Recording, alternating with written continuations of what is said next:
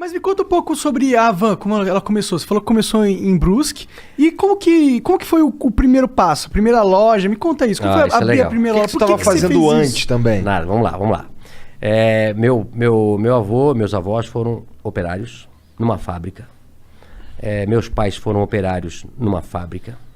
E eu fui operário na mesma fábrica durante 7 anos. Eu me lembro que na nossa época, eu tenho 58 anos de idade, né? E na época todo mundo entrava com 14 anos de idade a trabalhar, que também não morria ninguém. Era normal, né? Eu vejo muitos pais reclamando, inclusive donos de negócio, dizem, eu queria botar meu filho a ser garçom, a atender a mesa, mas não pode. Se vier algum fiscal aqui, me multa, né? Antigamente ninguém morria por trabalhar.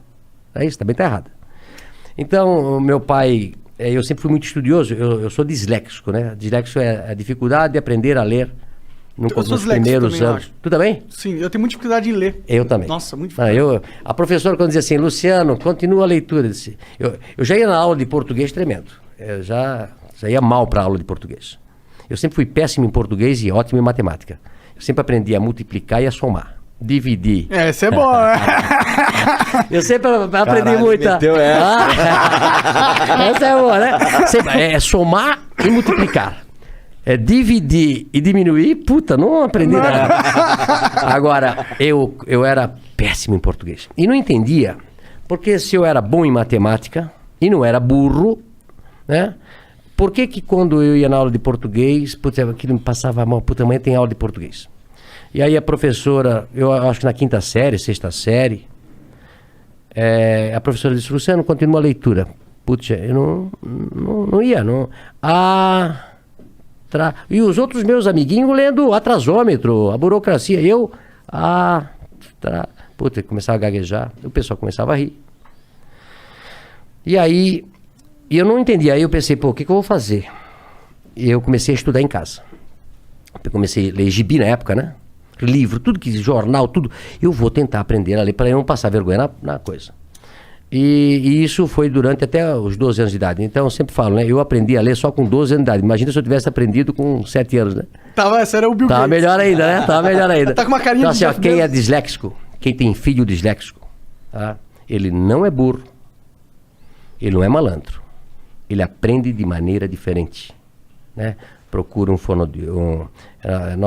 como é que eu descobri depois que eu era coisa? Porque eu tive filhos depois na escola com dislexia, né? A gente fez simpósio. A nossa cidade tem colégio, a Cultura, que é especializado em quem é disléxico, né? Os Estados Unidos tem escola para disléxico, onde todo mundo é disléxico. Recentemente eu recebi um tudo audiobook. Não, aprende através do silábico. Entendi. Beabá. Hoje é construtivismo, você aprende a ler a letra inteira. Uhum. Isso é um erro do Brasil aí, tem que mudar essa...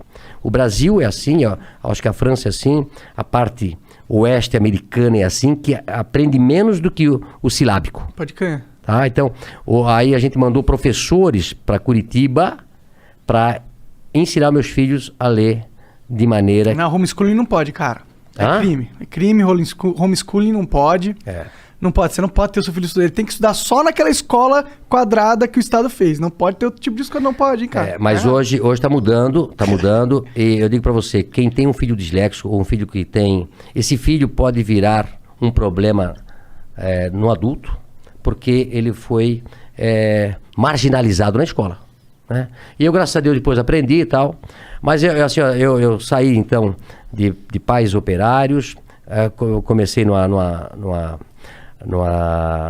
fábrica também. O que a fábrica fazia? Fábrica tecidos. Fábrica Renault. Uma fábrica de tecidos de centenas de anos. Todo mundo lá em Brusque trabalhou na fábrica Renault. Ela eu comecei lá. Será? Eu comprei a fábrica faz 2 anos. Tu comprou? Cara! Legal. E aí, depois de 3 anos eu trabalhei numa expedição. O meu gerente me chama e disse, Luciano, eu era chamado lá até de ligeirinho aí eu corria pra cá, corria pra lá. Eu nunca parei. Eu nunca parei pra conversar. Eu corria nas escadarias, sempre trabalhando, acelerado. Aí um dia ele me chamou, esse meu gerente, e disse, Luciano, você é muito bom pra ficar aqui. Eu te arranjei um emprego de vendedor, lá no outro lado. Tu não queres ir pra lá? Eu disse, vou pra lá. Aí me encontrei.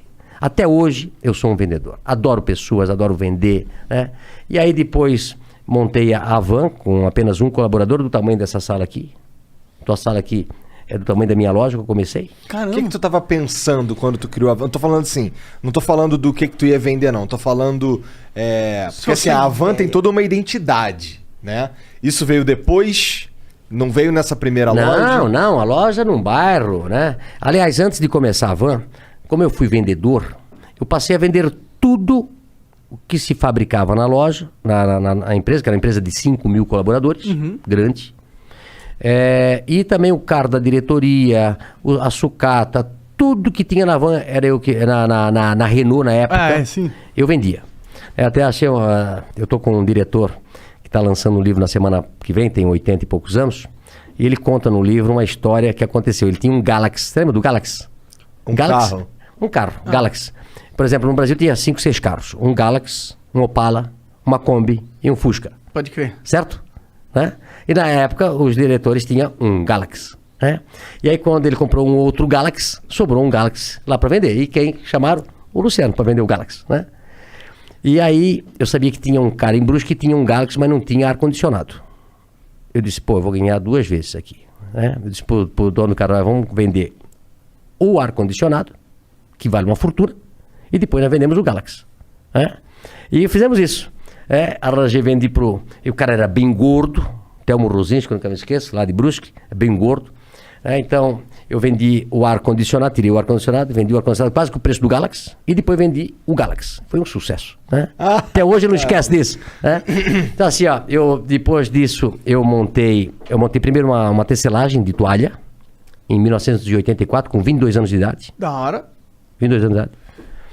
E depois eu montei a van. Por que você tinha esse negócio de montar empresa? Porque seu pai e sua mãe eles eram operários. Eles tinham alguma coisa de montar empresa, né? Dentro deles? Não, e meu pai dizia assim, Luciano, eu começava das 7 da manhã às 5 da tarde. E meu pai trabalhava das 5, 1h30. E aí antes de eu ir pro escritório onde eu trabalhava, eu passava no lugar que meu pai trabalhava, que era um subsolo. Trabalhou 42 anos num porão. Meu pai. Caralho. 42 anos. Vitamina D faltava bastante. Pô, coitado. E aí, eu dizia, pai, agora eu vou montar uma empresa para mim. Ele disse, estás doido, Luciano? Eu tô aqui a vida toda de operário. Tu já tá naquele escritório bonito ali. Fica ali, o emprego teu é bom. Olha só, pai passou a vida toda aqui. Disse, não, pai, eu vou montar um negócio para mim. Mas da onde você tinha isso? Por que você queria montar? Eu acho que feeling... como é que vocês montaram esse negócio aqui? Eu vi os gringos fazendo. É igual, né? Conhecimento. Eu digo que o conhecimento vale mais do que um diploma. Não é isso? Total. Não é a faculdade que vai fazer. É o teu conhecimento, a tua força de vontade. E eu disse, pai, eu vou montar uma tecelaginha e vai dar certo. Aí montei uma tecelaginha, depois tirei meu pai da fábrica e botei ele a trabalhar comigo. Que da hora. Esse deve ter sido um dia da hora. Mas você já pagando salário pra ele ou ele foi com uma aposta? Assim? Não. Eu fiquei um pouquinho melhorzinho, né? Entendi. Porque no começo, eu até falo hoje sobre ser empresário, né? Eu soube que aqui vocês também, quando começaram, dá prejuízo. Não, porra. 2 anos de prejuízo. Tu começa, não tem hora pra trabalhar, não tem dia pra trabalhar, não paga hora extra pra gente, e muitas vezes dá prejuízo. E muitas vezes você quebra e perde tudo que tinha. É verdade. Então, como eu tinha 22 anos de idade, eu vou tentar. Não tinha namorado, não tinha casado ainda, nada. E a tecelagem foi muito bem. Tirei meu pai da fábrica. E aí depois, 2 anos depois, montei a van. 1986, com 24 anos. Eu e Vanderlei. A van. Hang e Vanderlei. Um sócio que eu tive durante 5 anos. Entendi. Mas o que aconteceu com a tecelagem? Ela cresceu? Não, aí a tecelagem trabalhei durante até 90 e pouco, uns 10 anos. Tendo a van junto. Junto, né? Entendeu? E depois eu vendi a tecelagem. Entendi. Quem que era esse seu sócio aí do começo? Vanderlei. Quem que... Era um supervisor de vendas que trabalhava comigo na Renault. Entendi. Aí ficamos 5 anos juntos, separamos, ele tem a empresa dele hoje e a van continuou. Pode crer, ele meio que comprou tua parte, é isso? Não, não, na realidade a gente dividiu, ele fez a Vantex e eu continuei com a Van. Pode crer. O que faz a Vantex? A Vantex vende tecido ainda hoje. Entendi. Pode crer. E aí, como que foi essa primeira loja? imagino que deve ser legal pra você ter um negócio físico, receber clientes. É diferente da tecelagem que você fazia antes, que é negócio pra empresas, né? A tecelagem você vende pra alguém vender, né? Isso. E também é engraçado o seguinte, olha só. Eu comecei a tecelagem fazendo tecido para roupa de cama. E aí um dia eu fui vender a roupa de cama para um atacadista. Fui eu e meu pai, pobre, sem dinheiro, precisava vender aqueles paninhos para poder comprar fio. No começo assim, eu tinha um Fiat amarelo ovo, 4 pneus quadrados, não tinha dinheiro para comprar. Na época era câmara de ar, né? Furava, o pneu já gastou todo. Ele solta a cinta, um pneu velho, quando ele está tudo gasto, ele solta a tinta e começa a sair os ferrinhos para fora. É isso? Eu tive carro assim. Um Fiat amarelo, 147. E aí eu fui vender as pecinhas com meu pai. E aí eu cheguei lá nesse lugar e o cara disse, olha, eu pago R$10 essas tuas pecinhas de pano aí. E o preço era 20. Eu disse, pô, mas o meu custo é 20, eu não posso vender por 10. Não, mas é o que eu pago. Então, vendi as pecinhas, precisava de dinheiro. Aí falei pro meu pai, passa esse trabalho todo, tem que comprar fio, tem que fazer o pano, tem que tingir tudo. Aí me custa 20. Eu venho daqui e venho vender por 10. Aí o cara pega por 10 e vende por 100. Eu disse, meu negócio não é fazer tecelagem, meu negócio é botar uma loja. E montei a Van por isso. Tu acredita? Faz sentido. Falou, pô, vou entrar na linha que ganha mais. A Van cresceu com muito mais velocidade, né? E aí de uma loja de um funcionário, comecei com um funcionário, passei 3 anos depois para uma loja de 3 mil metros quadrados, e depois era tanto movimento que a gente fez a primeira Van com a fachada da Casa Branca. Mas, pô, me conta um pouco mais sobre a primeira loja. O que você vendia exatamente nela? Nós montamos a primeira loja e nós vendíamos tecido, em metro, tecido. Tecido em metro. Tecido. Como eu era vendedor de tecido, né? Aí eu montei a loja de tecido, e aí Brusque se tornou um polo de confecção, ainda é hoje. Hoje, Santa Catarina é o maior polo têxtil do Brasil, passou São Paulo. O maior produtor têxtil do Brasil é Santa Catarina.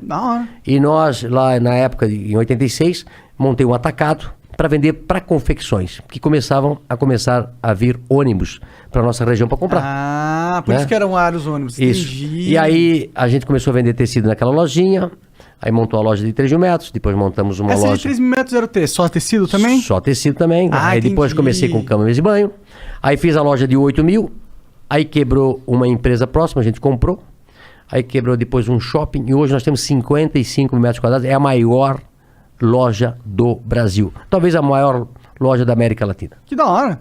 Tem 3 salas de cinema, 2 praças de alimentação. Nossa, é um shopping. É um shopping, literalmente. Só que você compra tudo num só lugar, né? Como vocês conhecem lá de Curitiba. Quando que deu esse pulo de tecido pra ter tudo, móvel, talher, roupa? Isso foi aumentando a loja, a gente foi escutando os clientes, aí começamos a botar cama, mesa e banho, aí começamos a botar tapete, aí depois... olha só como é que as coisas. Aí começa a namorar com a Andréia, aí foi passando os anos, ela vai ficar louca comigo que eu vou falar. Vai, eu quero ouvir agora. Aí ela Como chegou... É teu nome, cara? Lucas. A cara do Lucas. A cara do Lucas. Aí um dia a André disse, olha, você tá me enganando aí faz 6 anos. Tem que casar. Eu disse, não tenho tempo.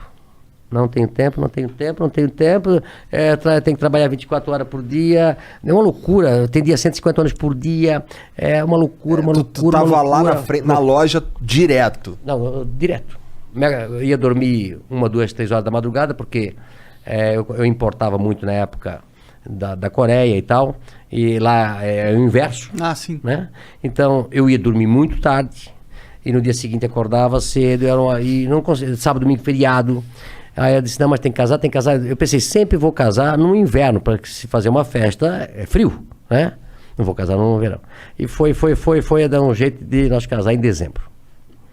Que é verão. Verão pra cacete. Né? E aí casamos, e eu, por sorte, tinha escutado um senhor me falar que um lugar lindo, maravilhoso, era a África do Sul.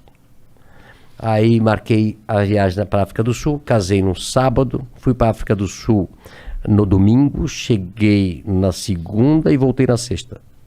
Ou seja, fiquei 3 dias na África do Sul. Lua de mel rapidinho. Mas lá era o hub na época, de todos os aviões que iam pro Oriente. Para Coreia, para Taiwan, para Hong Kong, para China. Isso 2005. 95, vai fazer 26 anos de casado.